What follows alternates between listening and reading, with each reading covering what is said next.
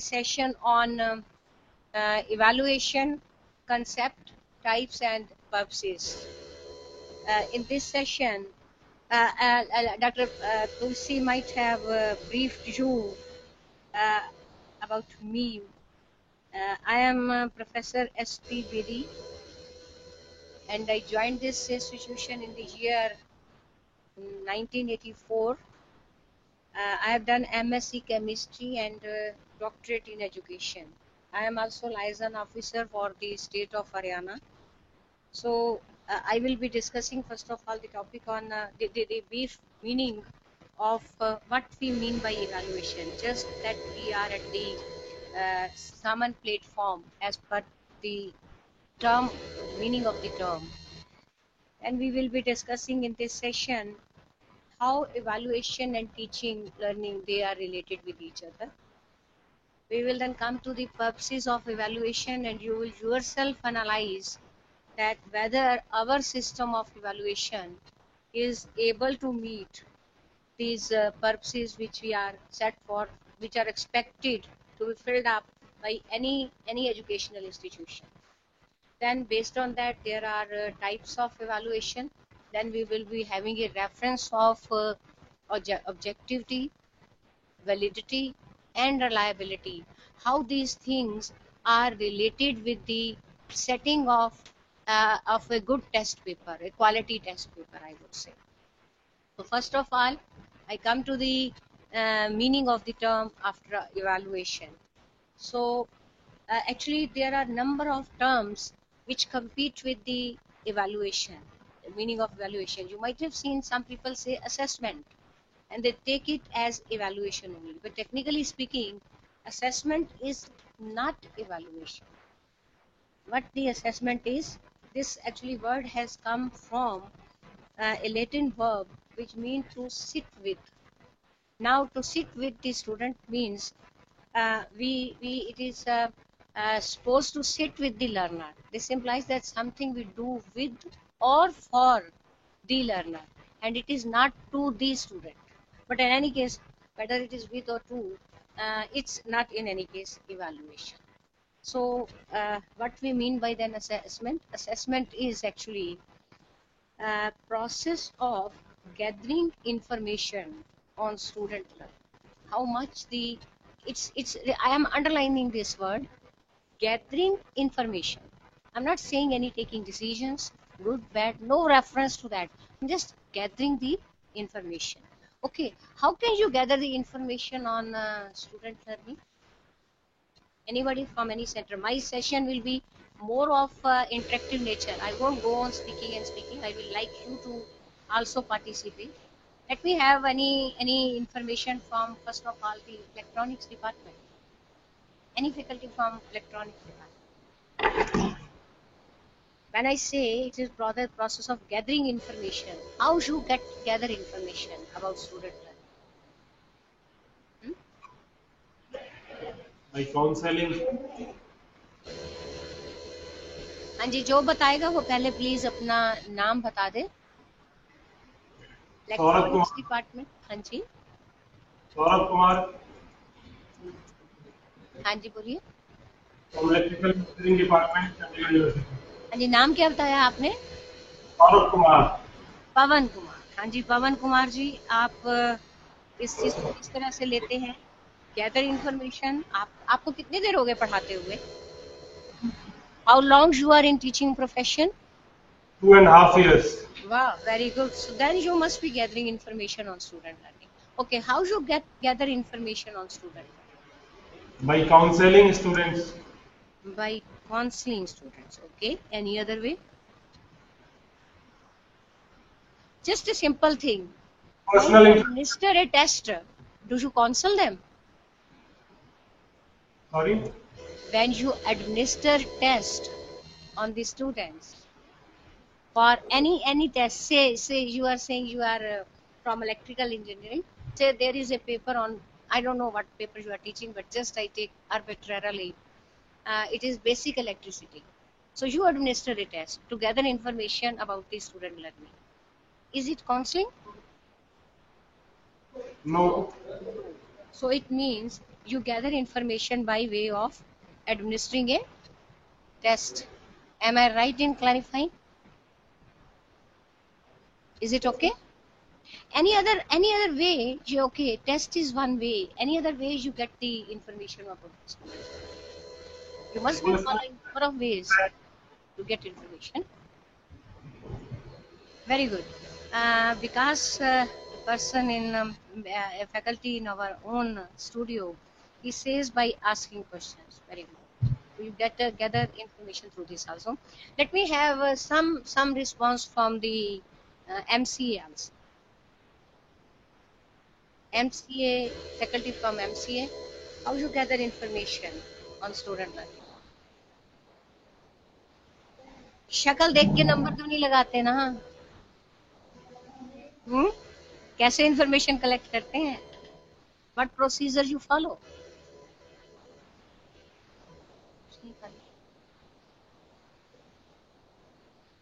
मोनिका वहाँ है. Okay. Point is there may be asking questions, there may be tests to gather information. And I don't know how you are not coming up. There are a number of ways. It may be a seminar. Very good. It may be a group discussion. It may be the final examination. It may be the informal testing. Any way can be there to collect information about the student learning. Now, how we come to evaluation? You will yourself know the difference between them. Evaluation is the process of analyzing, reflecting upon, and summarizing assessment information. You collected information, right? You collected information on assessment by way of the test, maybe some quizzes, maybe seminars like that. You collected maybe some performance test, practical test in the lab also, right? You have collected that information, that is assessment. All this information you summarize it, and I emphasize the thing, making judgments. Making judgments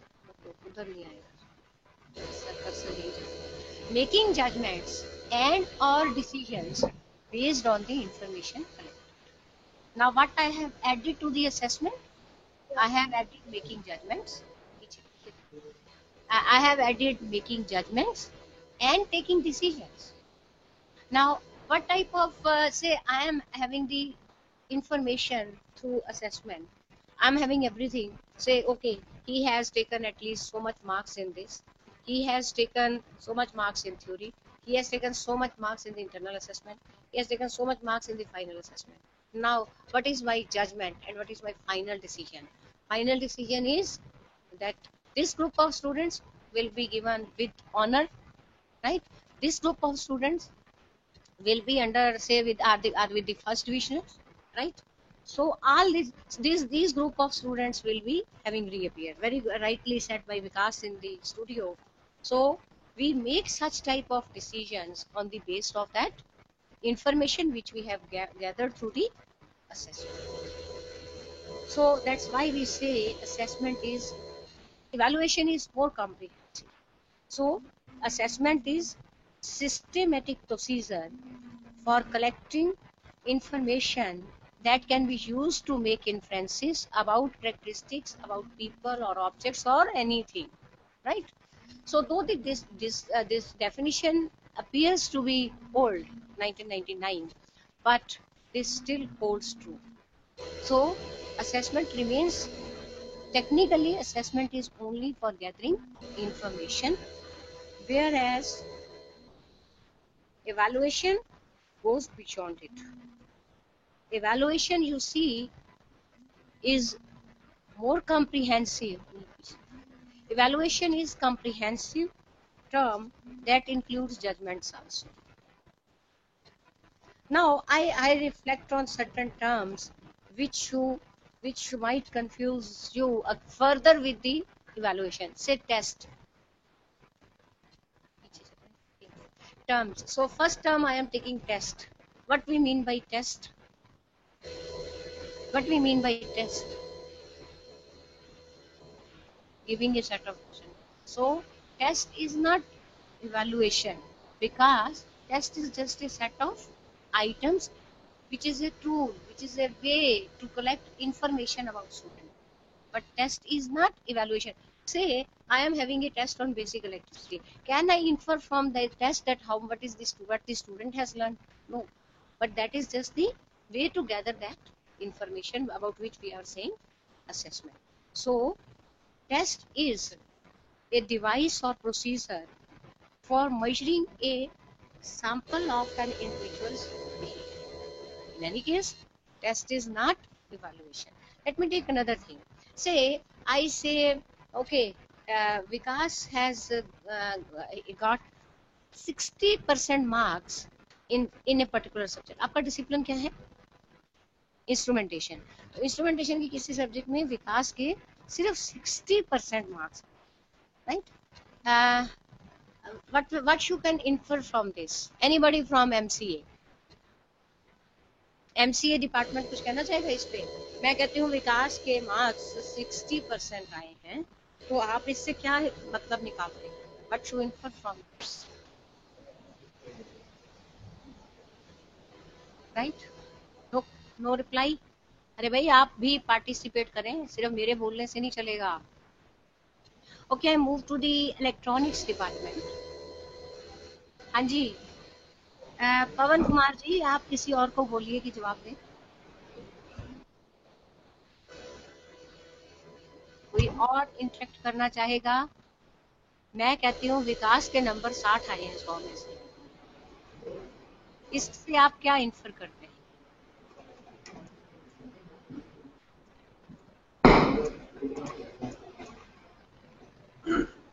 हाँ जी madam, कुछ बोलिएगा. Hello ma'am. Ma'am आपकी आवाज कितनी आ रही है हमें? You are not audible. Excuse me, could not get you. Pawan ji क्या बता रही हैं ये? ओके, एमसीए से आवाज आई है. हाँ जी बताएं मैम, अपना नाम भी बताइएगा और आपके लाइट्स कुछ कैसी पड़ रही हैं, हम आपका वो फेस नहीं देख पा रहे हैं. एनीवे, हाँ जी बताएं. MC department. नाम क्या बताया आपने?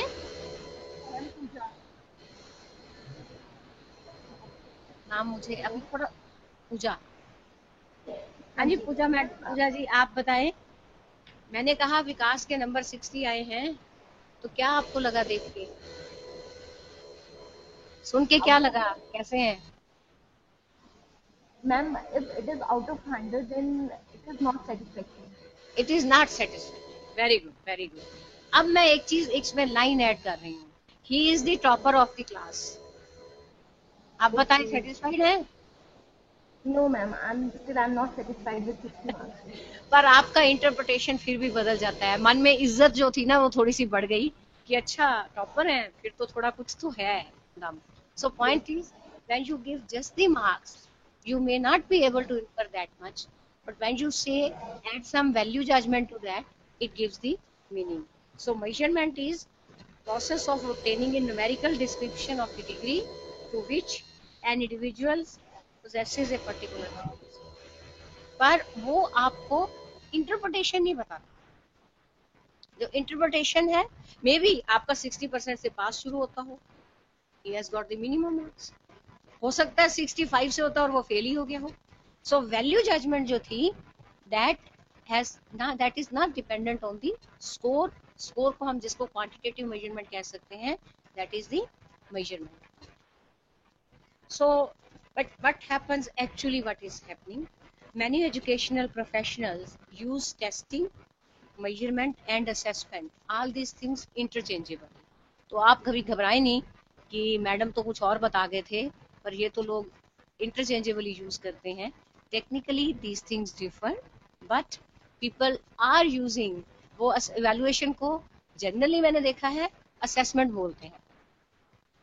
सो people are using like this. So we can say that if we go by that, that can be used, but you have to see that whether they are calling at assessment as assessment या evaluation को assessment कह रहे हैं. So I think this much meaning is clear to everybody that actually evaluation is comprehensive, much more comprehensive than just the assessment. Now, from where the assessment starts? Start what you want students to know and to be able to do at the end of the lesson.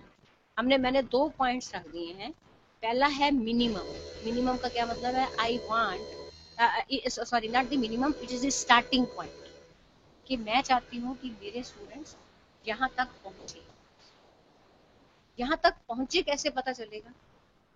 You have the syllabus with you.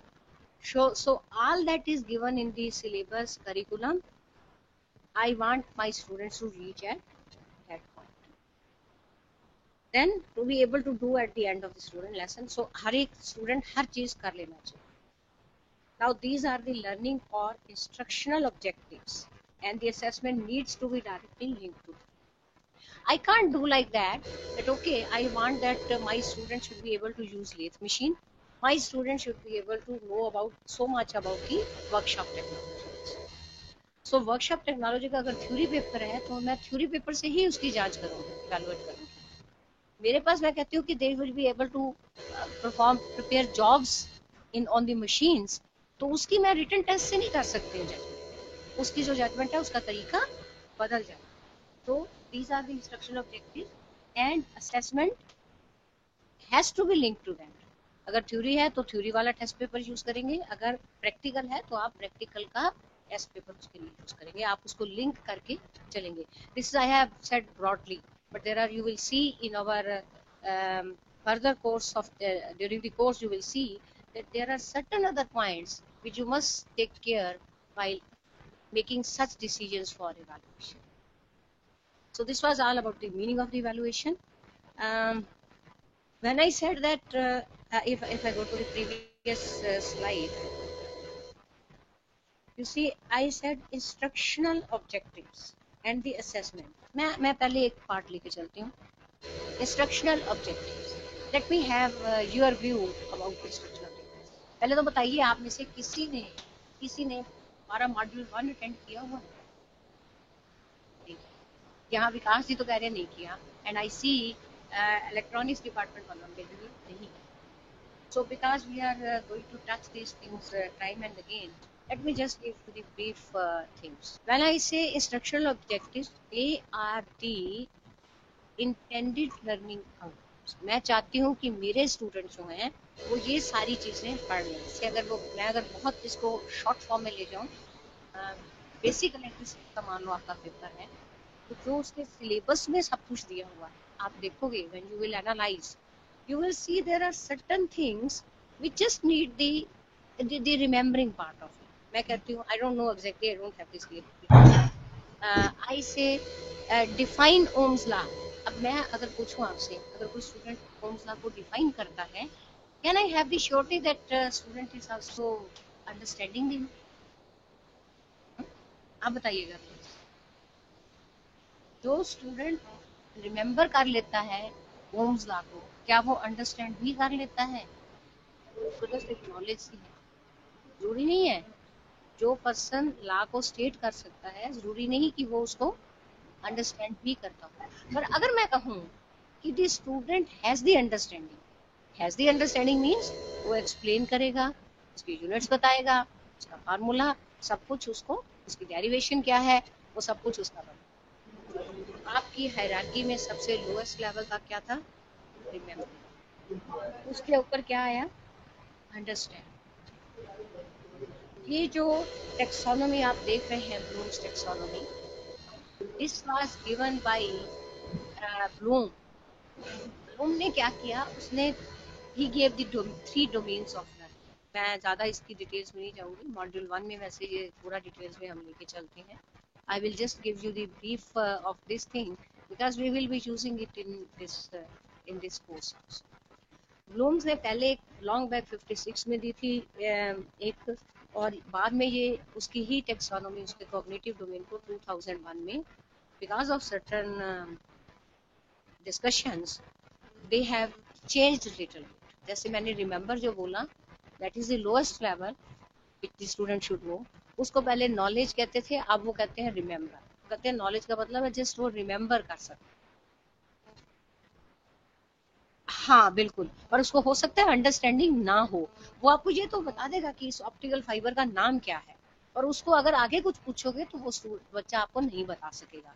और ये जो बच्चे वाली बात विकास जी आप बोल रहे हैं स्टूडियो में, ये बिल्कुल सही कह रहे हैं। एक्चुअली हम भी चाहे क्रोनोलॉजिकली बड़े हो जाते हैं, but when we start reading the new subject, तो हम भी जो बेसिक्स होते हैं उसके लिए बच्चे वाली ही लेवल रखते हैं, हम याद ही करते हैं उसको, राइट। तो वो जो बच्चे वाला का वो है वो छूटता नहीं है। आपने बहुत अच्छा एग्जाम्पल दिया है, ब्रूनर ने यही चीज कही थी, but I won't go into that psychological portion, I will just take it as far with regard to our evaluation only. तो उसके बाद आता है अंडरस्टैंड करना, डिस्क्राइब करना, एक्सप्लेन करना, राइट। पहले इसको वो कहते थे कॉम्प्रीहेंशन, राइट। उसी का ही उन्होंने कहा कि बेटर वर्ड इज अंडरस्टैंडिंग। तो 2001 में इन कुछ वर्ड्स को चेंज कर दिया। अब अगर किसी को मान लो मैं किरचॉफ्स लॉ के लेती हूँ, इलेक्ट्रॉनिक्स से है सारे लोग, इस चीजों से इंस्ट्रूमेंटेशन से आप समझते हो इस कंसेप्ट को। लोएस्ट लेवल था रिमेम्बर। रिमेम्बर का मतलब है जस्ट याद किया है, किरचॉफ्स लॉ का पता है, पर उससे आगे नहीं गए। अंडरस्टैंड का मतलब है वो डेरिवेशंस, एप्लीकेशन सबकी अंडरस्टैंडिंग रखते हैं, अभी अप्लाई नहीं करते हैं। देन अप्लाई मतलब सिचुएशन दी है तो किरचॉफ्स लॉ को अप्लाई कर सकते हैं। एनालाइज सिचुएशन को देख सकते हैं कि कहाँ किरचॉफ्स लॉ, कहीं और लॉ लगता है, क्या सिचुएशन है। इवैल्यूएट, अगर आप कोई चीज नई बना कर देते हैं, किसी मशीन के कंपोनेंट बदल के दे देते हैं, तो दे कैन जस्टिफाई कि ये चीज ठीक है या नहीं। अब आप देखें लेवल कितना हाई हो गया जाके। फिर कहते हैं क्रिएट। क्रिएट को पिछले 1956 में ये लोग इसको सिंथेसाइज कहते थे, कि सारी चीजें मिला के एक नई चीज बना देना। तो जब उन्होंने कहा कि डेफिनेशन है नई चीज बना देना, तो वो कहते सिंथेसाइज मत कहो इसको, इसको को कुछ चीज नई क्रिएट कर दी जो पहले नहीं एग्जिस्ट करती। तो ये जो लेवल्स हैं से analyse, evaluation, create, these things may partially depend on the level of the curriculums। जैसे मान लो डिप्लोमा का है, डिप्लोमा में हो सकता है हम स्टूडेंट से कोई नई चीजें क्रिएट ना करवाएं, स्पेशली इन थ्योरेटिकल सब्जेक्ट्स, है। जैसे अब बेसिक इलेक्ट्रिसिटी में वो क्या नया क्रिएट करके दे देंगे आप, राइट। और अगर ये डिप्लोमा लेवल पे, अगर यही चीज डिग्री लेवल पे आ जाती है, तो we can start expecting for in certain subjects जहाँ पे आप हाईएस्ट लेवल तक पहुंच जा सकते हैं, जैसे इलेक्ट्रिकल मशीन्स वगैरह हैं, तो उसमें हो सकता है कुछ नया वो योगदान दे सकते हैं। तो ये जो सारी चीजें हैं, अब इसमें कोई मींस ब्लूम ने सब चीज को डिफाइन नहीं किया हुआ, उसने जस्ट सबका मीनिंग दे दिया। अब आप अपना सिलेबस को एनालाइज करो। आप मान लो किसी एक सब्जेक्ट को उठाते हो, देखो कि उस सब्जेक्ट में क्या चीजें रिमेम्बर लेवल तक रह रही है। आप देखिए कई जगह पर लिखा होता है नॉलेज ऑफ ऑप्टिकल फाइबर, इसका मतलब है उस सेमेस्टर में रिमेम्बरिंग लेवल से ऊपर आप ऑप्टिकल फाइबर के लिए नहीं जाते। जहां पे वो कहते हैं ऐसे लेविन्स थ्योरम, इसका मतलब है आप अंडरस्टैंडिंग भी चाह रहे हैं। कई जगह पे लिखा होगा एप्लीकेशंस ऑफ किरचॉफ्स लॉ, इसका मतलब है किरचॉफ्स लॉ की अंडरस्टैंडिंग से काम नहीं चलेगा, उसकी एप्लीकेशंस पर भी आप जाओ, राइट। तो ये जो सारी चीजें हैं, ये मेरे या आपके इंडिविजुअल के डिसीजन नहीं है। टेक्निकली बेस्ट होता अगर ये लेवल सारा वहीं डिफाइन किया होता, क्योंकि किरचॉफ्स लॉ इवैल्यूएशन तक पहुंच जाओ, फलाना ला या ऑप्टिकल फाइबर रिमेम्बरिंग तक चलेगा, अंडरस्टैंडिंग तक चलेगा। पर ये जो चीजें हैं जनरली सिलेबस में नहीं दी हुई हैं, बट आपको वर्डिंग से, एक्सपीरियंस से आपको ये चीजें पता चल जाती हैं कि आपने किस लेवल तक स्टूडेंट को लेके जाना है। अगर मैं पिछली स्लाइड पे जाती हूँ, मोनिका पिछली पे आ जाना, इसमें मैंने क्या था, learning we you want students to know and to be able to do. तो नो का मतलब है मैं ये चाहती हूँ मेरे स्टूडेंट्स, मैं चाहती हूँ कि ये इंस्ट्रक्शनल ऑब्जेक्टिव्स जो हैं ये स्टूडेंट्स को पता होने चाहिए। तो इंस्ट्रक्शनल ऑब्जेक्टिव्स जो हैं वो हवा में नहीं है, they are directly coming from your syllabus. Is that clear to you?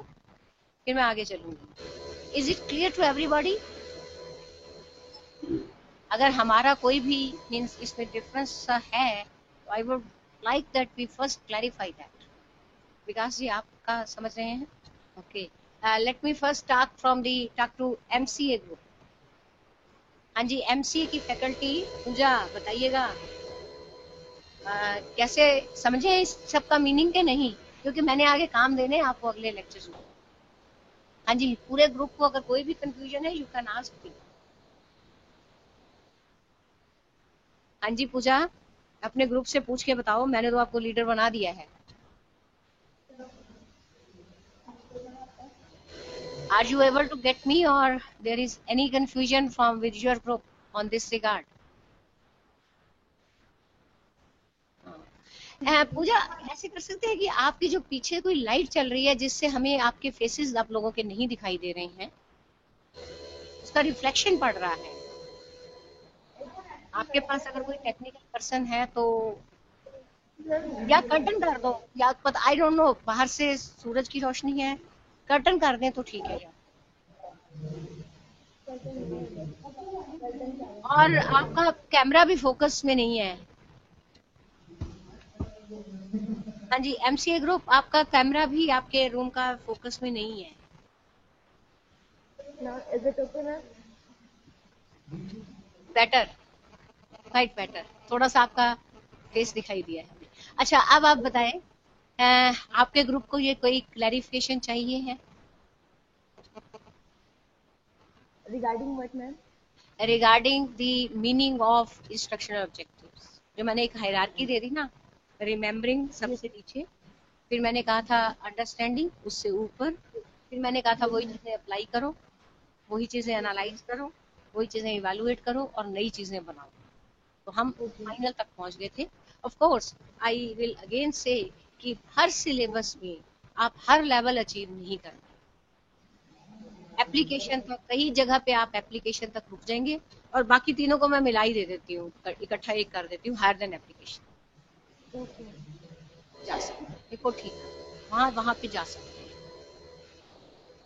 So is it clear to everybody? I can move further? Yes, ma'am. It is clear to all. Okay, and let me hear from the other group, electronics group also.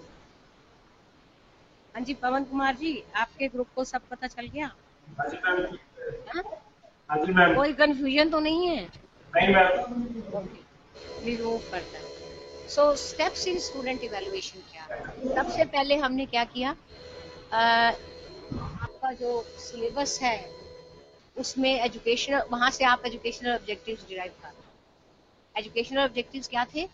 कुछ होंगे which will demand just the remembering level, which will demand, some will demand understanding also, some will demand application or more than application.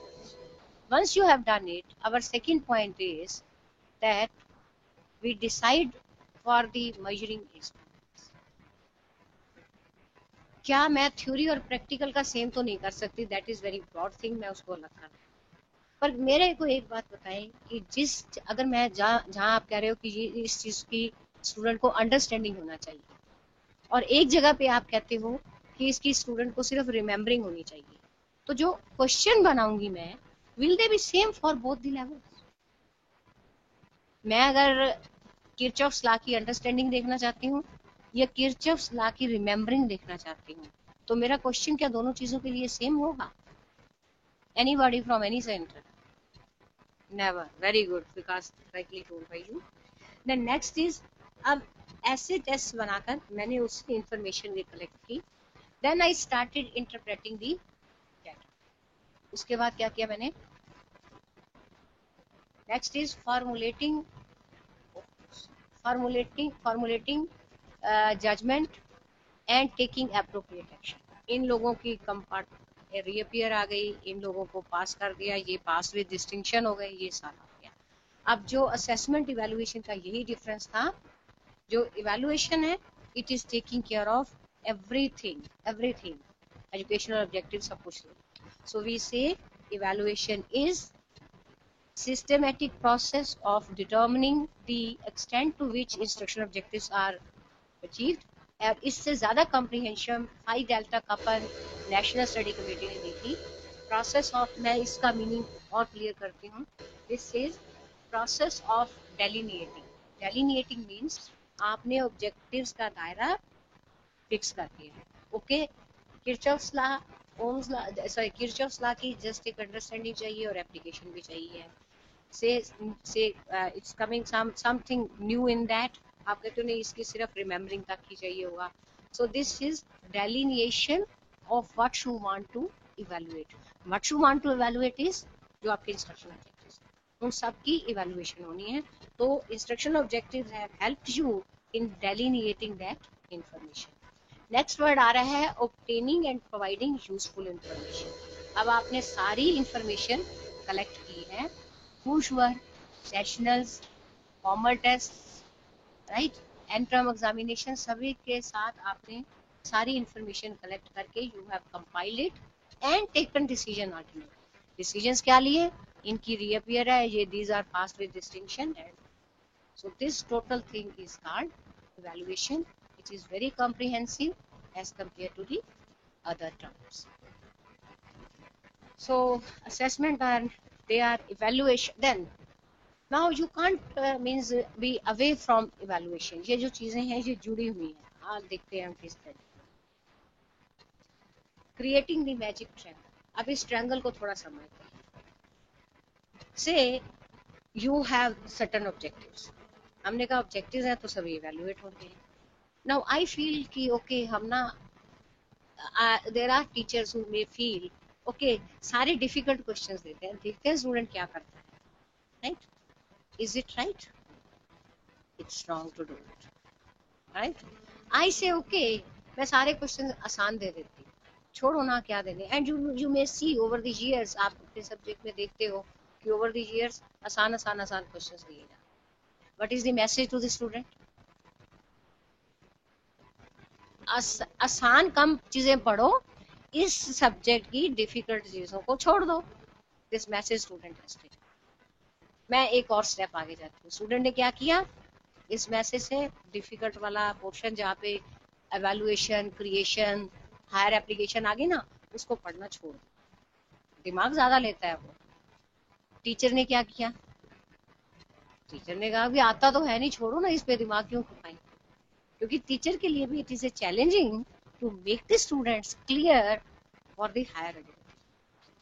And result क्या हुआ, वो चीजें छूट गई और बाद में जब एग्जाम में आई तो स्टूडेंट ने एक representation they the, this is out of course, this is not out of course actually.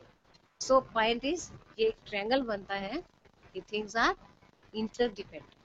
अगर आप ऑब्जेक्टिव्स बना लेते हो, उसको इवैल्यूएट ठीक नहीं करते हो, then the wrong message goes to the teaching learning process. So we have to be careful that whatsoever we have thought of that our students acquire, which are the objectives, that should be evaluated in that sense. This is what this magic triangle conveys to us. Now I come to the purposes of evaluation. ये तो मैं आपसे ही पूछूंगी। You all of you are making evaluations, right? तो आप जब evaluation करते हैं तो आपका किसको, उस जो evaluation result आता है उसका किसको फायदा होता है? Who are the users of that information? हम वहां से लेके चलते हैं। Who are the users of information of evaluation? हाँ जी, anybody? मैं विकास से शुरू होती हूँ, स्टूडियो से शुरू होती हूँ इस बार। वेरी गुड, एक को तो हो गए स्टूडेंट्स हैं, ठीक है।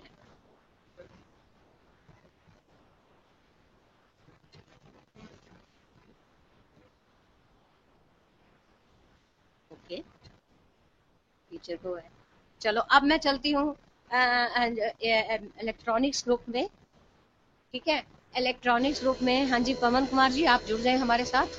तो आपका ग्रुप क्या कहता है, आप चाहे पूछ के बता सकते हैं या आपके ग्रुप का कोई आगे आके बता सकता है कि जो आप evaluation, first listen to me carefully, जो इवैल्यूएशंस आप करते हैं, जो आप वो सारे टेस्ट और सब कुछ करते हैं, उसका फायदा किसको होता है, कौन यूजर है उस इंफॉर्मेशन। विकास जो हमारे स्टूडियो में है उन्होंने कहा है कि स्टूडेंट्स को भी दे यूज दैट इंफॉर्मेशन, टीचर्स भी वो यूज करते हैं इंफॉर्मेशन। आपके ख्याल में स्टूडेंट्स टीचर्स के अलावा कोई और भी है जो उस इंफॉर्मेशन को यूज करता है? जो उस इंफॉर्मेशन में इंटरेस्टेड है। हाँ जी, institution ma'am. Institution, very good. और बताइए, very good. Parents. Parent, very good, good. और companies, placement companies. Good, very good. चलो हम अब इस चीज को एनालाइज करके देखते हैं। सबसे पहले बात हुई थी स्टूडेंट्स की, how the students are benefited with this, why they need it, why they need it, why they need the evaluation. क्या फर्क पड़ता है उनको, क्यों चाहते हैं? Anybody from any centre? Can I hear from MCA? MCA वाले कोई जवाब देना चाहेंगे?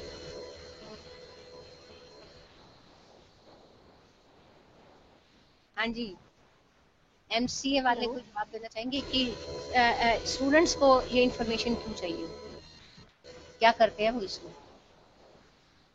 Evaluation, ma'am.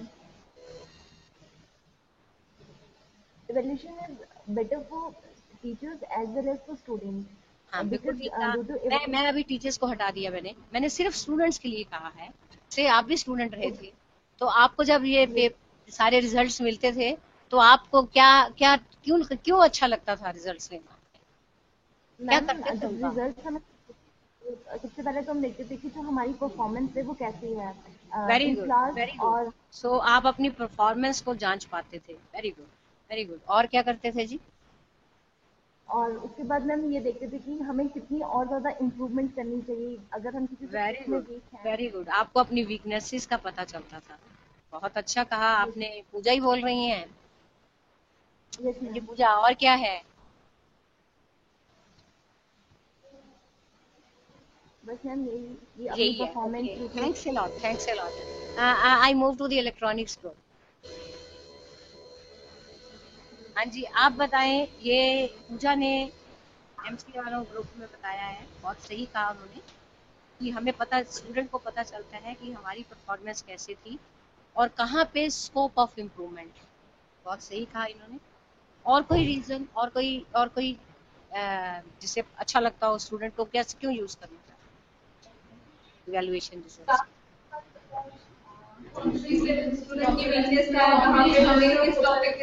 सारे इकट्ठे बोलेंगे मुझे कुछ पता नहीं चलेगा। जस्ट 1% बता दे तो अच्छा लगेगा। देखो, या तो सारे चुप हो गए या सारे इकट्ठे बोलते हैं।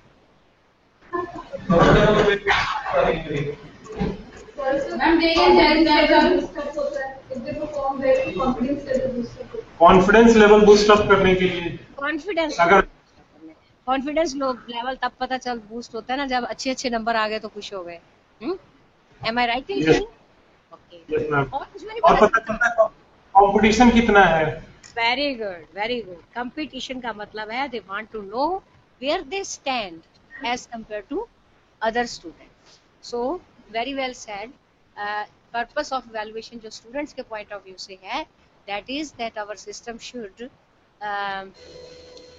students, our evaluation system should give feedback to the students regarding first, extent to which a student has achieved mastery over a set of tasks included in the course। मतलब जो इंस्ट्रक्शनल ऑब्जेक्टिव्स थे वहाँ पे कहाँ तक की उनकी mastery हो गई है, कहाँ पे इम्प्रूवमेंट चाहिए है, कहाँ पे वो उन्होंने अचीव कर लिया। एक तो इसलिए चाहिए। दूसरा, comparative achievement in relation to objectives of educational training programme.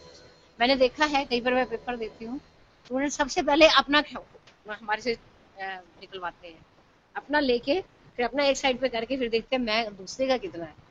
So all are interested in knowing कि हम कहाँ स्टैंड करते हैं। जैसे मैंने इसका एक एग्जांपल आपको दे दिया था। 60 आए 100 में से। अब जब अपने 60 आए तो उससे इतना मन खुश नहीं हुआ। पहले मान लो से अगर तो एक्सपेक्ट कर रहे थे 60 आएंगे फिर तो ठीक है, पर से आप ज्यादा सोच रहे थे और कम आ गए हैं तो आपका मन इतना खुश नहीं होता है। फिर आप देखते हो दूसरों के कितने आए हैं। जब कोई 65 से ऊपर गया ही नहीं तो आप बहुत ही खुश हो गए। So students need this information. Well, first thing, कहाँ वे पहुंच गए हैं individually, where is the scope for improvement, और दूसरा है कि where they stand in relation to the other students. So both the information is required by the students. Well, that should be the purpose of a student. अब आपने में से किसी ने कहा टीचर, तो टीचर को क्यों इन्फॉर्मेशन चाहिए इवैल्यूएशन रिजल्ट्स की? टीचर को क्या फर्क पड़ता है, पेपर चेक करो और दे दो, खत्म.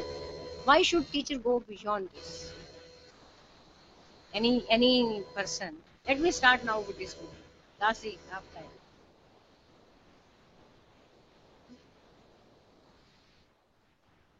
Very good. तो टीचर को एक फीडबैक मिलती है कि मेरा पढ़ाया कुछ समझ भी आया या नहीं. अगर टीचर का पढ़ाया हुआ समझ नहीं आया, व्हाट इज द मैसेज? भाई तुम अपना तरीका बदल ले, राइट? तो तुम्हारा कहीं पे वे ऑफ टीचिंग, या तो तुम स्टूडेंट का लेवल नहीं जांच पाए हो, ज्यादा ही ऊंची बातें करने लग पड़े हो, तुम्हारी एग्जाम्पल स्टूडेंट्स को पूरी समझ नहीं आ रही है. So this give a type of feedback to the teacher to change और bring some improvement in the method. Very good, very good. ये जस्ट एक सिग्नल दे रहा है, रीजन क्या है वो नहीं बता रहा है. से विकास जी ने बिल्कुल ठीक कहा कि आप ज्यादा हाई फाई इंग्लिश बोल जाते हैं और स्टूडेंट को वैसे हो सकता है आपके कंसेप्ट एग्जांपल्स पता चल जाते हैं, पर क्योंकि आपकी इंग्लिश की जो भारी लैंग्वेज आपने यूज करी, वोकैबुलरी बहुत भारी यूज कर ली उनके लेवल के हिसाब से, they are not able to comprehend the meaning of the things. तो और कोई कुछ और भी कहना चाहेंगे from any centre, either from electronics और फ्रॉम एमसी? कुछ और कहना चाहेंगे टीचर्स के बारे में कि टीचर को ये इन्फॉर्मेशन, बिल्कुल एक तो विकास जी ने सही कह दिया कि अपने मेथड्स ऑफ टीचिंग को इम्प्रूव करने के लिए चाहिए है. कोई और रीजन भी हो सकता है उनके? कौन सा बच्चा कौन से लेवल तक पहुंचा है. Very good. उसको एक असेसमेंट पता चलती है कि मेरा कौन सा स्टूडेंट कहाँ पे है. So teacher gets information regarding adequacy of methods of instruction employed. कि जो मेथड्स ऑफ इंस्ट्रक्शन टीचर ने एम्प्लॉय किए थे, आर दे राइट और नॉट, वो सारी चीजें ध्यान में रख के चल रहे हैं कि नहीं चल रहे हैं. कहीं कोई और प्रैक्टिस तो नहीं चाहिए थी? मान लो आपने एप्लीकेशन का कुछ करवाया, पर वहां पे स्टूडेंट को प्रैक्टिस चाहिए थी और आपने नहीं करवाई. आप चाहे असाइनमेंट से कराएं, चाहे किसी चीज से करवाएं, पर कहीं पे कुछ लैकुना रह गया है. So this gives a message to the teacher. Sorry, दूसरा मैं लिख रही हूँ for taking instructional decisions related to planning for teaching, grouping of students for learning difficulties. अब बिल्कुल सही कहा है हमारे जो इलेक्ट्रॉनिक्स से पवन कुमार जी ने कि टीचर को जब ये पता चलती है कि मेरा कौन सा स्टूडेंट ब्राइट है, कौन सा नहीं है. अब मान लो आपने कोई ग्रुप वर्क करवाना है, कोलैबोरेटिव लर्निंग का मेथड यूज करना चाहते हैं. सो आप चाहते हो कि मेरे पास मिक्सचर हो, कि एक हो जो बहुत ब्राइट हो, ठीक है, दूसरा पर्सन ऐसा हो जो थोड़ा एवरेज हो, और इन दोनों के साथ मैं एक थोड़ा सा वीकर स्टूडेंट भी लगा देता हूँ ग्रुप में, जिससे जब इनकी डिस्कशन हो तो इसको कुछ पता चल जाए, ये इनको पढ़ा सके, इसके बेसिक्स क्लियर कर सके. अब ये जो इंफॉर्मेशन है स्टूडेंट के अचीवमेंट्स की, that helps the teacher to have such type of instructional decisions. So very rightly observed by you. तो आगे आपने कहा था एक आप जो रह गया था, that was for curriculum analysis. At times it happens, जब करिकुलम बनाया जाता है, आपको पता क्या होता है, इंडस्ट्री के लोग भी आते हैं. नाउ इंडस्ट्री के लोग भी आते हैं एंड जो फैकल्टी भी होती है, they also are of the view कि जो लेटेस्ट हो रहा है वो भी सारा आप सिलेबस में डालो. At times this becomes pitched high as far as the level of the student. हम उसको नीचे लाते लाते एक गैप छोड़ देते हैं. यहाँ पे स्टूडेंट ने शुरू होना है, पर स्टूडेंट एक्चुअली नीचे है, और हमारे जो यहाँ तक पहुंचना था, तो जब स्टूडेंट यहाँ तक ही नहीं पहुंचा जहाँ हमारा स्टार्टिंग पॉइंट है, तो चाहे हम थोड़े से डिफिकल्ट कंसेप्ट को नीचे लाएं, चाहे उसको नोइंग लेवल पे छोड़ दें. मतलब अगर लेटेस्ट टेक्निकल डालना है, इंस्ट्रक्शनल ऑब्जेक्टिव्स की मैं बात करती हूँ, तो उसको रिमेम्बरिंग लेवल तक पे छोड़ दें कि आइडिया तो हो जाए कि लेटेस्ट टेक्नोलॉजी में क्या हो रहा है. पर हमारा अगर हाई फोकस उस पर चला जाता है तो उसको तो बेसिक ही नहीं आता है, वो तो पहला स्टेप ही नहीं ले सकता है. तो इस तरह की जो इंफॉर्मेशन है वो करिकुलम एनालिसिस को अगर कोई ऐसी फीडबैक चाहती है, they can help in improving the curriculum. पर वो देने इंफॉर्मेशन जरूर होती है. कई बार मैंने देखा है टीचर्स को पता भी चल जाता है, but that information is never communicated to the right person to make such change. फिर आपने बिल्कुल सही कहा, आप में से किसी ने कहा था कि प्लेसमेंट वालों को चाहिए. किसी ने कहा था इंस्टीट्यूशन को चाहिए। So the evaluation results they are used for the placement. आप देखेंगे कई बार जब कंपनीज आती हैं, they say okay this will be our cut off point, so they need this information.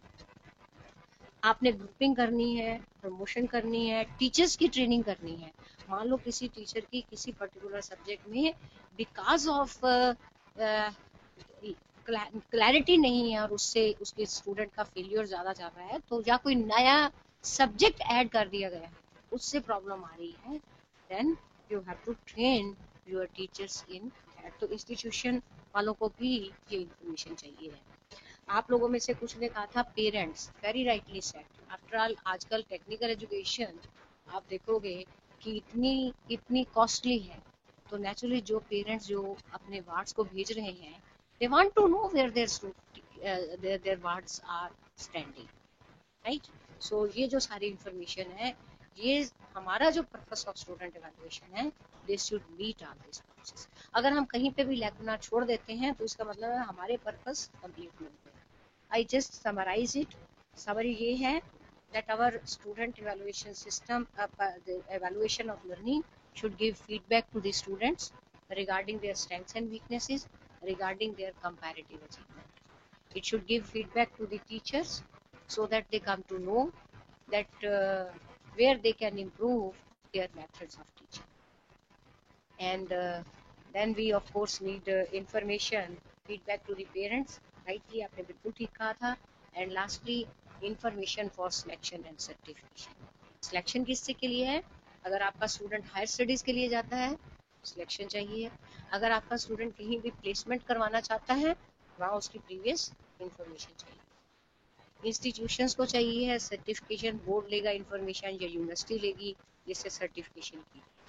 So student evaluation system must meet all these purposes. So this is, I think, clear.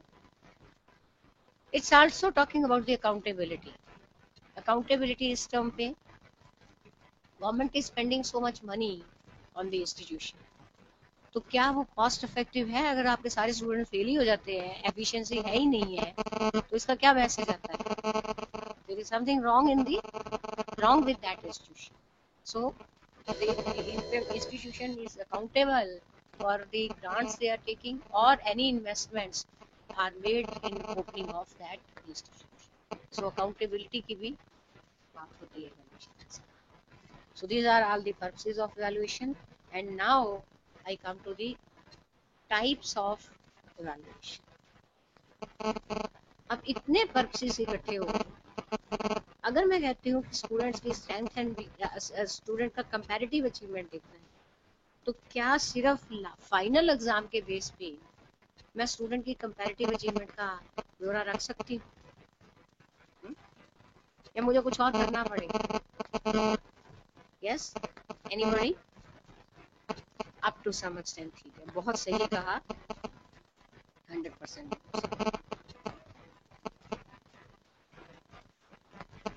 बिल्कुल, पूरा semester उसने अच्छा किया है।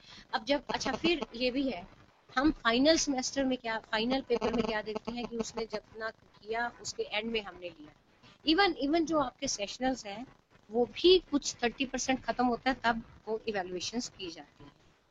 अब ये देखिएगा, हम पहले टाइप जो इवैल्यूएशन लेते हैं वो है फॉर्मेटिव इवैल्यूएशन। फॉर्मेटिव से मतलब क्या निकलता है? जब फॉर्मेशन स्टेज है, at that time that this evaluation is done। Formation stage कब है? जब आप पढ़ा रहे हो। अगर आप कहते हैं ना nip the evil in the bud, तो अगर आप वहीं पे उसकी वीकनेस को सुधार देते हो तो स्टूडेंट का जो रिजल्ट है वो अच्छा रहेगा। हम क्या करते हैं, हम तब नहीं सुधारते, और जब तक 30% खत्म हो जाता है और आप देखते हो क्योंकि सेशनल टेस्ट पेपर में तो 50% of the students have failed, अब आप क्या सारा सिलेबस दोबारा पढ़ाओगे? नॉट पॉसिबल कि आप पहले सेशनल में देखें कि मेरे सब्जेक्ट में काफी स्टूडेंट्स फेल हो गए हैं, may be because of the same common type of mistakes. It may not be possible for you to take subject. So formative evaluation जो होती है, that helps in coming out of this. This is for monitor learning progress during instruction. जब instruction चल रही है उसी वक्त ही अगर आप देखते हैं कि स्टूडेंट लर्न नहीं कर पा रहा है, then you have to be slow there. Generally क्या करते हैं टीचर्स कि सिलेबस खत्म करना है इसलिए फटाफट पढ़ा दो बस, आज मैंने ये चैप्टर सोचा था बस खत्म हो जाए। अब होता क्या है, जब पहला चैप्टर नहीं आता उसको दूसरा भी नहीं आता, दूसरा नहीं आता उसको तीसरा भी नहीं आता। यही अगर आप पहले चैप्टर पे थोड़ा टाइम ज्यादा लगा देते तो हो सकता है जो डैमेज आगे होना था वो आप रोक।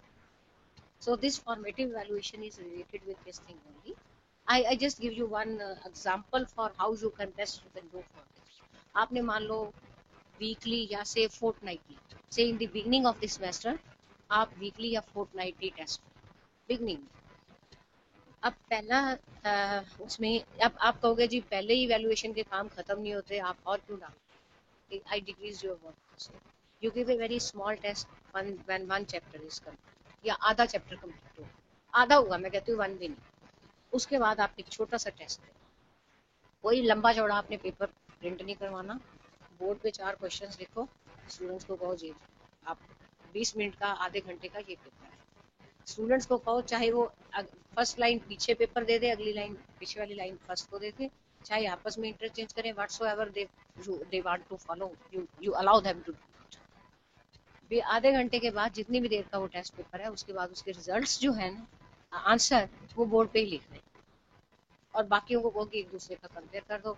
आपका ना तो बहुत ज्यादा सेटिंग टाइम लगा, ना आपका बहुत ज्यादा इवैल्यूएशन टाइम लगा। अब आप क्या करो, सभी के पेपर्स इकट्ठे करो। जो पेपर आपके 40-50 देखने में 2 घंटे लगने थे, 4 घंटे लगने थे, आपको आधे घंटे में स्कैन देखो कि कौन सी मिस्टेक्स स्टूडेंट्स ने की है।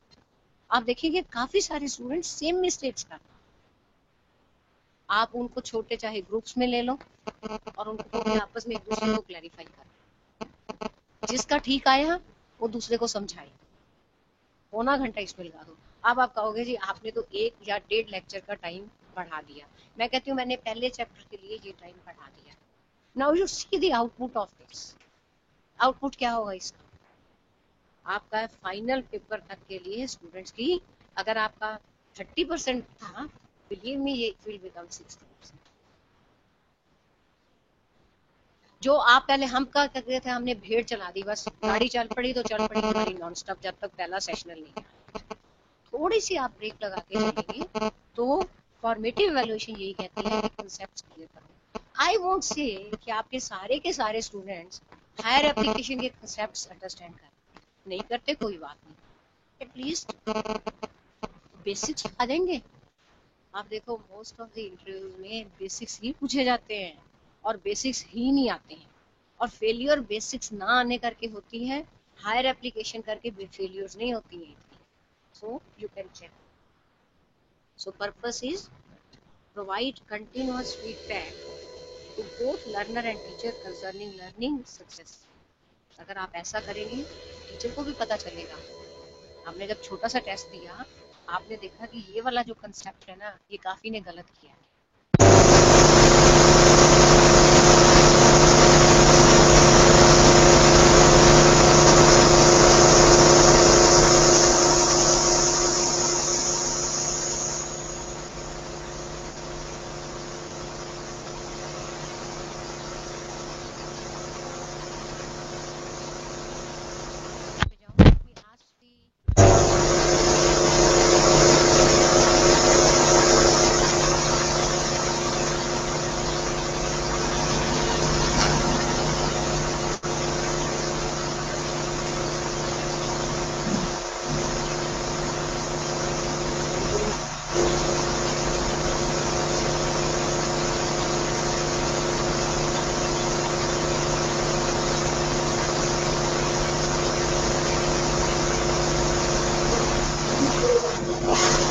आपकी आवाज नहीं आ रही है यहाँ पे।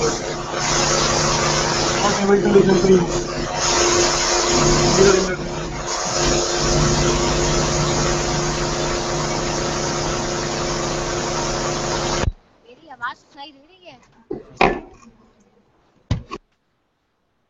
मेरी आवाज सुनाई दे रही है? हाँ जी मैम, अब आ रही है आवाज। तो आप तो सारा मिस कर गए। चलो मैं फॉर्मेटिव इवैल्यूएशन को रिपीट करती हूँ। हाँ जी, थैंक यू। अच्छा, Same is the case with MCA also. MCA group आपने भी सुनाई नहीं दिया आपको भी?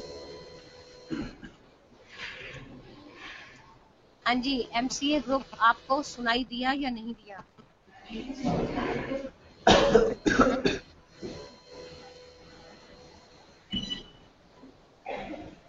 MCA ग्रुप को सुनाई दिया है या नहीं दिया है? मोनिका उधर भी आवाज नहीं दी।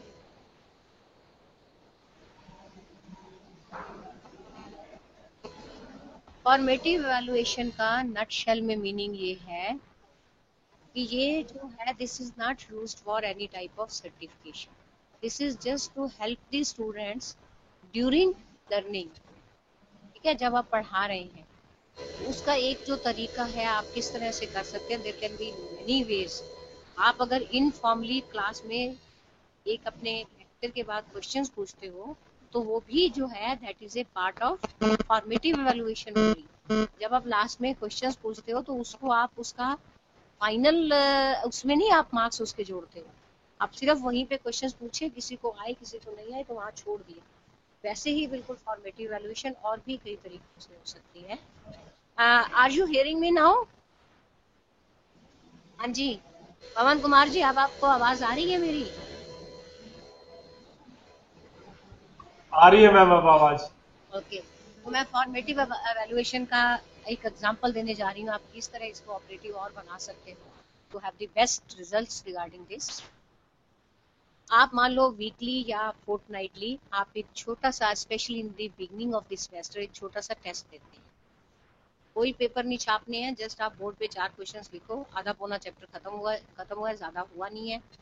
आप 20-25 मिनट आधे घंटे तक का टेस्ट लेते हैं और स्टूडेंट्स को कहते हैं अपनी कापियां एक दूसरे से एक्सचेंज कर लो, उसके सभी क्वेश्चंस के जवाब आंसर्स आप बोर्ड पे लिख देते हैं and ask them to check with you.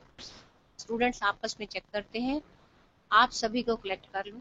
आपने सारा टाइम आपका इवैल्यूएशन पे नहीं लगेगा, आप जस्ट उनको स्कैन करोगे, आधे पौने घंटे में you will come to know what type of things they have not follow.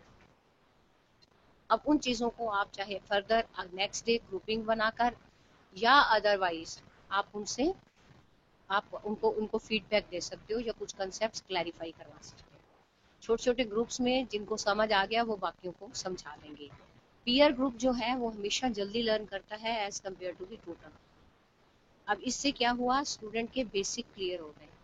अक्सर क्या होता है स्टूडेंट्स के बेसिक्स क्लियर ही नहीं होते हैं और आप देखेंगे मोस्ट ऑफ द इंटरव्यूज में स्टूडेंट्स को बेसिक्स ही पूछे जाते हैं।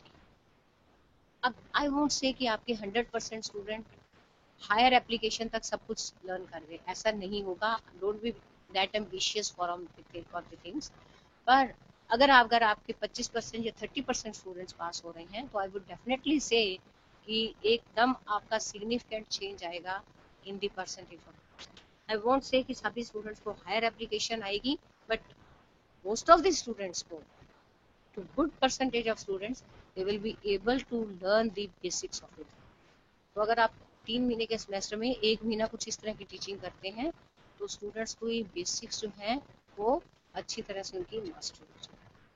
सो this is about the formative evaluation. दूसरी हम कह रहे हैं समेटिव। समेटिव जो है this comes at the end of instruction. अगर यहाँ पे मैं एग्जांपल लेती हूँ, दिस 3 सेशनल्स होते हैं जैसे आपके, तो 30% सेशनल जब पेपर सब्जेक्ट खत्म हो जाता है फिर आप पहला सेशनल देते हैं, तो वो एंड ऑफ इंस्ट्रक्शन में। इसी तरह हम फाइनल एग्जाम देते हैं जब 100% सिलेबस, तो दोनों जो चीजें हैं they are part of the summative evaluation. अब जो फॉर्मेटिव इवैल्यूएशन के रिजल्ट्स हैं वो आप जो सेशनल बनाते हैं उसमें ऐड नहीं करने हैं, रिमेंबर दिस, क्योंकि फॉर्मेटिव इवैल्यूएशन का एम डिफरेंट है, समेटिव इवैल्यूएशन का एम डिफरेंट है। फॉर्मेटिव इवैल्यूएशन जस्ट स्टूडेंट को बेसिक्स क्लियर हो जाए, जो लर्निंग डिफिकल्टीज चैप्टर पढ़ने में आ रही हैं उसको वो ना है, उसका ये पर्पस है। ये टीचर को एक फीडबैक देता है कि आप ये जो मेथड थोड़ा सा ऐसे करोगे तो अच्छी तरह से स्टूडेंट को समझ आ जाएगा, राइट। पर इसका जो एम है सर्टिफिकेशन नहीं है। Remember, on the other hand summative evaluation का जो पर्पस है दैट इज सर्टिफिकेशन। तो जो सेशनल टेस्ट पेपर है या फाइनल पेपर है इन सब का जब रिजल्ट जुड़ता है सेशनल और फाइनल एंड टर्म का, तब आप स्टूडेंट की सर्टिफिकेशन करते हो। तो समेटिव वैल्यूएशन जो है एंड ऑफ इंस्ट्रक्शन पे आती है, and this is designed to determine extent to which instructional objectives हैं। इसका पर्पस फिर हो जाएगा कि आप इनको ग्रेड देते हो, सर्टिफाई करते हो, राइट। फॉर्मेटिव एवेलुएशन जस्ट हम इसका जस्ट मैं इसको ब्रीफली समराइज करती हूँ। मूवमेंट टू मूवमेंट होती है, हर वक्त आपकी फॉर्मेटिव चल रही है। आप क्लास में पढ़ाते हुए 2 क्वेश्चन पूछ लेते हो तो समझो फॉर्मेटिव एवेलुएशन, उसका एम कोई सर्टिफिकेशन नहीं है। This is embedded in the current unit of instruction. आप जब अपनी लेसन प्लान बनाते हो या सोचते हो मैंने ऐसे पढ़ाना है, उसी वक्त आप सोच सकते हो कि ये 3-4 क्वेश्चंस बीच में हम पूछेंगे, नेक्स्ट कि पूछेंगे कि ये कैसे चल रहा है, तुमको समझ आ रहा है या नहीं आ रहा। These are small scale short cycle assessments given in the classroom to diagnose where the students are in their life. Student को सारा लर्न हो गया या नहीं हो गया, इसका पर्पस और कुछ भी नहीं। Then this can not aggregate और डिसएग्रीगेट। आप ऐसे नहीं कर सकते हो कि सारे जो फॉर्मल क्वेश्चन इनफॉर्मल क्वेश्चंस पूछे और जो छोटे छोटे से आपने टेस्ट दिए वीकली फोर्टनाइटली, उनको इकट्ठा करके समेटिव बना दो। It is not like, it is for helping students to learn, no other purpose for this. This use results to provide feedback or modify instruction। ये सिर्फ एक टीचर को फीडबैक दे रही है और स्टूडेंट को फीडबैक दे रही है। ये स्टूडेंट को दे रही है कि इस चीज को ऐसे पढ़ोगे तो समझ अच्छा आ जाएगा, टीचर को दे रही है कि इसको थोड़ा सा मेथड बदलो, आपने जो मेथड अप्लाई किया था उससे लोगों को समझ नहीं आया आपके students. And it is flexible. जरूरी नहीं कि आपने 4 क्वेश्चन जो सोचे थे हर बार पूछने, आपको लगता है आ गया तो यू कैन स्किप। तो ये फ्लेक्सिबिलिटी भी इसमें है। जरूरी है कि आप फोर्टनाइटली ही लेंगे, आप वीकली क्या, आप 4 दिन के बाद भी टेस्ट ले लो ऐसे।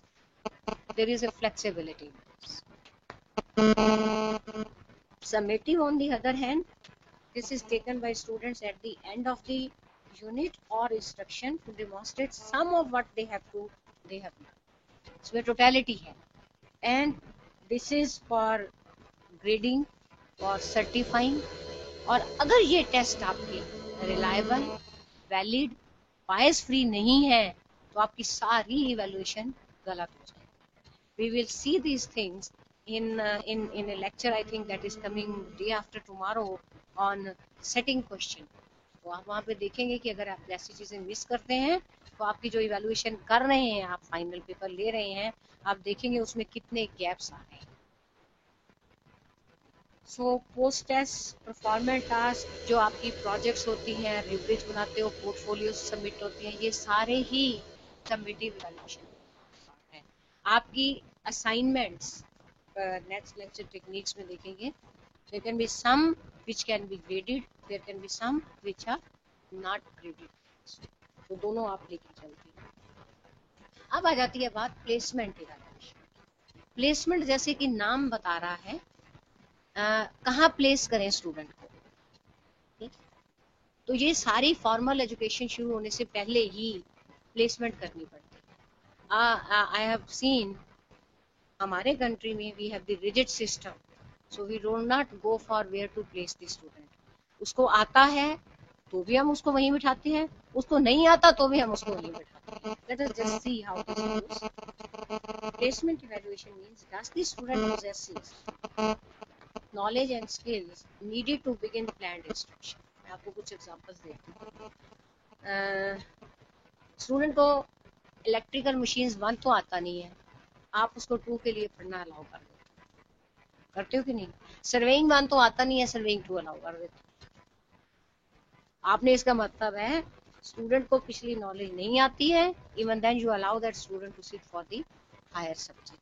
हमारे पास कोई ऐसी फ्लेक्सिबिलिटी नहीं है कि हम इन चीजों को थोड़ा रोक दें। At the same time, to what extent has student already mastered objectives. Student को आता है, आप कहते हो नहीं मैं तो फिर दोबारा पढ़ाऊंगा पढ़ाऊंगी। Another example for this, polytechnics में एडमिशन होती है 10th लेवल पे, काफी स्टूडेंट्स +2 वाले ज्वाइन करते हैं, राइट? नहीं नहीं, कई कई कई फर्स्ट डायरेक्ट उसमें भी कर लेते हैं। लेटरल मोबिलिटी हर एक जगह पे नहीं है। आपका पॉलिटेक्निक वाला इंजीनियरिंग कॉलेज में जरूर 2 सेमेस्टर्स के बाद कर लेता है ज्वाइन, ठीक है? सेकंड सेमेस्टर में, सेकंड ईयर में जाते हैं। आपके हरियाणा में अभी चल रही है ये फ्लेक्सिबिलिटी, लेटरल एंट्री, ओके। तो फिर तो बहुत ही अच्छा है। इसका मतलब है to what extent the student has already mastered the objectives of planned instruction. मान लो, अब आप इन चीजों पे भी थोड़ा सा ध्यान देना अगर आप करते हो लेटरल एंट्री में। मान लो स्टूडेंट ने फिजिक्स और केमिस्ट्री में तो उसके अच्छे मार्क्स हैं, मैथ्स में उसकी कंपार्टमेंट है, तो क्या +2 वाले मैथ्स को लेटरल एंट्री आप दे देंगे? नहीं देंगे। तो इसका मतलब उसका सब्जेक्ट कॉम्बिनेशन डिफरेंट हो जाएगा। He has to pass all the 3। पर जो फ्लेक्सिबिलिटी प्लेसमेंट की है वो ये कहती है जिस सब्जेक्ट में भी उसकी एंट्री थी, जिसमें सब्जेक्ट में भी उसने अचीव कर लिया है, उसमें उसको अलाउ कर दो exemption. Multi point entry credit system में ये हो गया था, but there were certain problems in implementation of that, तो वो चीज वहीं पे रोक दी गई थी। Then what extent, sorry, spelling गलत आ गया, do students' interests, work habits, personality characteristics indicate then one mode of instruction might be better? हम बिल्कुल ध्यान नहीं देते हैं कि स्टूडेंट का क्या इंटरेस्ट है, क्या लेवल है, राइट? किस तरह का मेथड्स उसके लिए ज्यादा फिट होगा। We don't bother about it. 60 के ग्रुप को बिठाया और दे दड़ा लेक्चर दे दिया। You have to complete। Point is देखो, मैं कहती हूँ प्लेसमेंट की यहाँ तक आप मत जाओ, आई कैन अंडरस्टैंड, पर फॉर्मेटिव इवैल्यूएशन भी ना करो, वो मुझे गलत है। आप इतने लेवल तक नहीं जा सकते हैं, डजंट मैटर, क्योंकि ये जो चीजें हैं ना, these decisions are to be taken at the policy।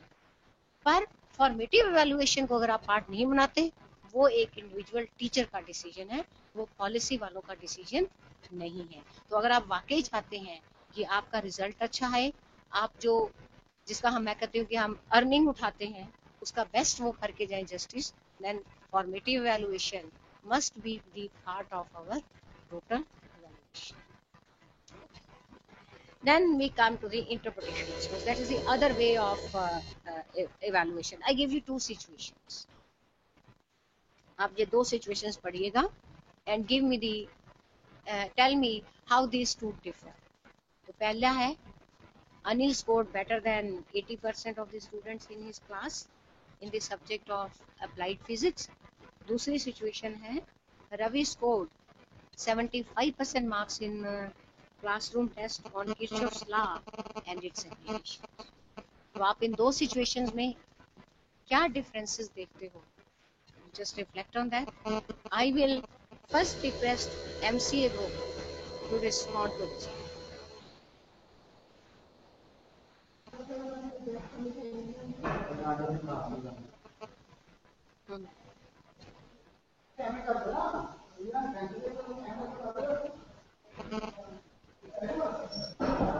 हाँ जी, आप इन दोनों को किस तरह से देखते हैं? क्या ये दोनों इवैल्यूएशन सेम है या कुछ फर्क लग रहा है आपको? कैसे इंटरप्रेट करोगे इसको?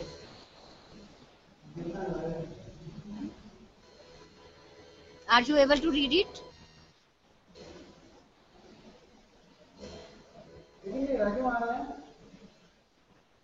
हाँ जी,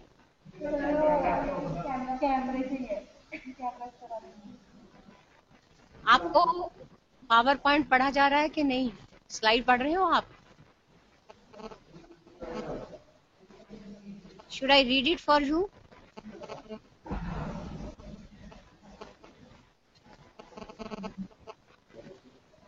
हाँ जी, MCA ग्रुप।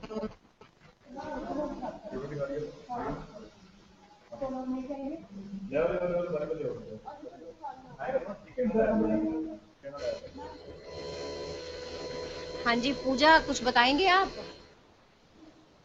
ओके, हाँ जी, पूजा कुछ बताएंगे? नहीं, okay. Pawan Kumar from electronics group, जी आपका ग्रुप क्या कहता है इसके बारे में? मैम ये कह रहे हैं कि पहला जो है अनिल स्कोर 80%, ये क्लासरूम के बारे में बताया जा रहा है, बेसिक ब्रॉड आइडिया है क्लासरूम के बारे में। हाँ जी। और जो दूसरा है वो इंडिविजुअल रवि के बारे में सिर्फ है कि ओके, उसका क्या लर्निंग है, उसका क्या, उसके बारे में। बहुत सही कहा। वेरी गुड पवन, आपके ग्रुप ने जो देखा कि अनिल का जो स्कोर है वो पूरी क्लास को बता रहा है, तो कंपैरिजन चल रहा है। हाँ जी मैम। उसने बाकी क्लास से अच्छी परफॉर्मेंस दिखाई है, और रवि के केस में ऐसा कोई भी कंपैरिजन नहीं दिखाया गया है। रवि का इंडिविजुअल स्कोर ही उसने, तो और कोई डिफरेंस भी है? Any other difference?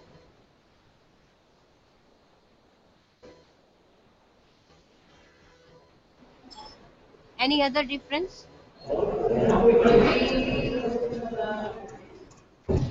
हाँ जी, विकास बताने जा रहे हैं। हाँ जी विकास।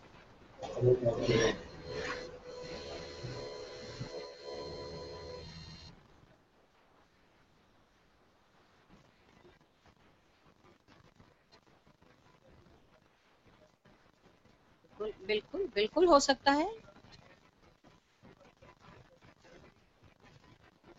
उसको अंडरस्टूड किया है, बहुत सही कहा विकास जी ने। एक बात जो चाहे उसको रीइंफोर्स कर रही है, बिल्कुल सही कही है कि पहले केस में ये नहीं पता चल रहा हमें कि 80% से बेटर है, पर हो सकता है उसके अपने 50% मार्क्स आए हों, जबकि हम कंपैरिजन कर रहे हैं कि कितनों से बेटर है। हम ये नहीं कह रहे हैं कि वो है कहाँ पे स्टैंड कर रहा।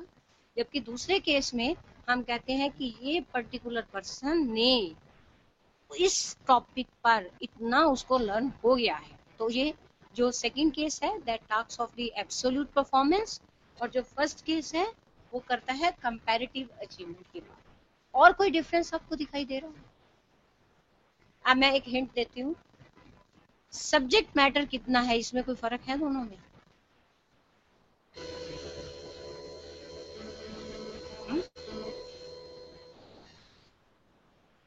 सब्जेक्ट मैटर में फर्क दिखाई दे रहा है आपको कुछ? बिल्कुल। हाँ हाँ, बिल्कुल।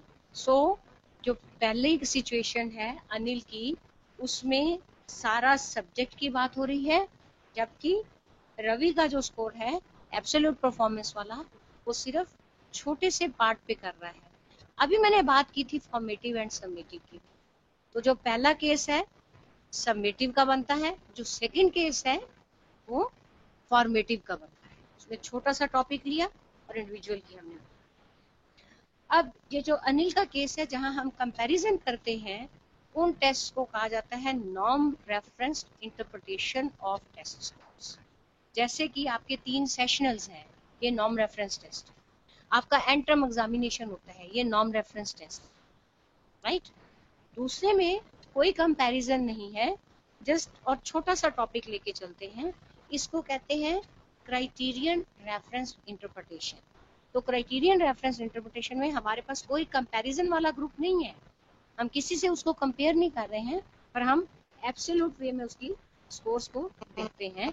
सो जो जो जो फर्स्ट वाला है describes learner performance in terms of relative position held in some known group. तो क्लास पूरी थी जिसमें हमने उसके कंपैरिजन की बात की है। Now this comparison group can be state level, can be institution level, can be national level also. So norm reference interpretation जब भी बात होगी, there will be always a group to compare. और जो सब्जेक्ट मैटर है वो बिल्कुल छोटा नहीं होगा जैसे आधा टॉपिक ले लिया, वो थोड़ा बड़ा होगा। जैसे अगर मैं कहती हूँ फर्स्ट सेशनल टेस्ट, उसमें 30% सिलेबस खत्म हुआ है, वो फॉर्मेटिव की तरह एक या आधा चैप्टर नहीं है, उसमें 30% सिलेबस खत्म हो गया है, तो वहां हम बात करते हैं norm reference interpretation of test scores. Sessional test भी होता है तो हम कंपैरिजन देखते हैं कि कौन सा स्टूडेंट कहाँ पे हमारा खड़ा कर रहा है। फॉर्मेटिव में हमारा क्या फोकस होता है, वहां हम 50-60 नहीं रखते, वहां हम कहते हैं कि सभी को आना चाहिए। फॉर्मेटिव में हमारा एम रहेगा कि सारे स्टूडेंट्स को बेसिक्स तो आने ही चाहिए। तो ये चीजें जो आती हैं they come from the criterion reference test. Criterion reference test describes learner performance in terms of clearly defined and delimited defined भी क्लियरली है कि Kirchhoff's law and its application, delimit कर दिया है, पूरे के पूरे 2-3 चैप्टर्स नहीं है, छोटा सा पोर्शन है। तो वहां पे स्टूडेंट ने कैसे परफॉर्म किया है without any comparison of that person to the other, whether that person has achieved how much an individual knows about the thing, उस तरह की इंटरप्रिटेशन को हम criterion reference interpretation. That's clear. Let me have the views of both the centers. Electronics, is the meaning clear? Electronics group. Yes, ma'am. Okay. And what about the MCA group?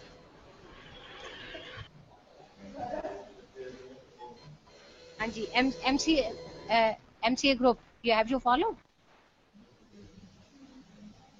अब जब आप इस तरह के testing शुरू करते हैं, आप देखोगे आपके रिटन टेस्ट होते हैं। रिटन टेस्ट में आपके 2 तरह के आइटम्स आते हैं, एक आता है सप्लाई टाइप, एक आता है सिलेक्शन। अब सप्लाई का क्या मतलब होता है कि आंसर में जहाँ पे आंसर स्टूडेंट को सप्लाई करना पड़ता है, तो कहाँ पे स्टूडेंट आंसर सप्लाई करता है, जब ऐसे टाइप हो या शॉर्ट आंसर टाइप हो। सिलेक्शन जैसे कि नाम बता रहा है, where the student has to select the answer, answer दिया हुआ है, अब ट्रू फॉल्स में आंसर दिया हुआ है तो उसको सिलेक्शन करनी है। मल्टीपल चॉइस में आंसर दिया है, उसने सिलेक्शन करनी है। मैचिंग में आंसर दिया हुआ है, उसने सिलेक्शन करनी है। अब सब ये चीजें जब आप बना रहे होते हैं तो आप कुछ चीजों का ध्यान रखना पड़ेगा, अदरवाइज क्वालिटी ऑफ जो क्वेश्चन है वो डाउन हो जाती है। तो I just show 1-2 examples only, बाकी बाकी लोग करेंगे, यही रुक जाए आप। से मैंने कर दिया व्हाट इज फोर्स। अब व्हाट इज फोर्स जब आप क्वेश्चन देते हो, इसका आंसर क्या होगा? मान लो ये 4 नंबर का है, तो आप देखेंगे अगर 3-4 लोगों से ये क्वेश्चन पूछोगे लेंथ ऑफ आंसर क्या होनी चाहिए, तो सबका अपना अपना व्यू होगा। कोई कहेगा डेफिनेशन और डेरिवेशन दे दो, कोई कहेगा डेफिनेशन और आप एक एग्जांपल दे दो, कोई कहेगा इसके साथ आप यूनिट दे दो, लाइक दैट। अगर मैं इसी क्वेश्चन को पूछ लेती हूँ 3 नंबर का, मैं कहती हूँ state the meaning of force, define force, तो वही जो चीज़ है इंटरप्रिटेशन ठीक हो जाएगी। तो ये जो चीज़ें हैं अगर आप ठीक ना हो, बट कि what should really expect in the answer, और वो आपके क्वेश्चन के फॉर्मेशन में नहीं आ रहा सही, तो वो आपकी रिलायबिलिटी सबको कम कर, क्वेश्चन जो आपकी टेस्टिंग है वो खराब हो जाएगी। We will discuss this things in detail later on. Then आपने देखा होगा mostly people say what do you understand by, what do you understand by say I से डीसी मशीन्स, तो बहुत कुछ है, कंस्ट्रक्शन भी बता सकती हूँ, वर्किंग भी बता सकती हूँ, प्रिंसिपल भी बता सकती हूँ। आपने तो सीधे 10 नंबर आती है, अब मैं उसको कैसे स्प्लिट करूँ कि मैंने क्या कॉम्बिनेशन आपको देना है। So just like what is force, यहाँ पर भी आपको नहीं पता चल रहा कि आप चाहते क्या हो। तो आप दुख इस बात का होता है कि जब आप क्वेश्चन बनाते हैं, टेस्ट पेपर डेवलप करते हैं, तब आपका रवैया और होता है कि ओके मैंने व्हाट इज फोर्स पूछा, इसमें ये 2 पॉइंट्स लिख दे, दैट इज इनफ।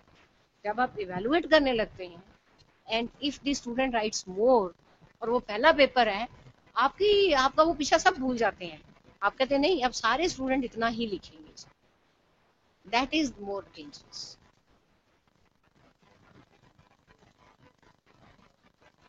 हाँ, वो ओपन सा क्वेश्चन है, बिल्कुल बिल्कुल।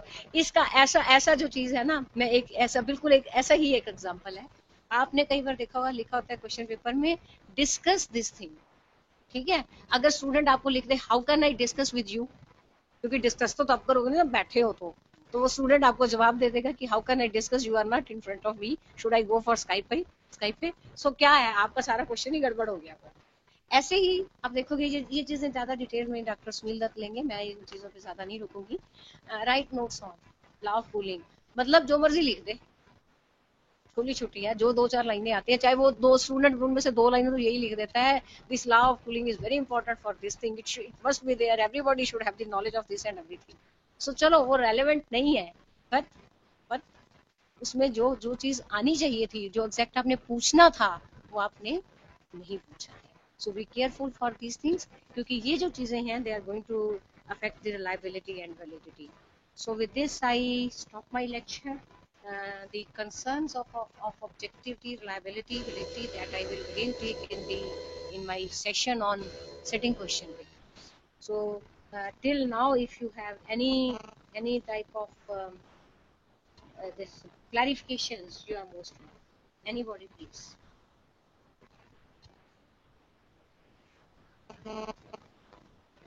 Anybody, if any questions at any center, you are most welcome. Otherwise, we move to for the lunch and we'll be back at 2 p.m. Thanks, everybody.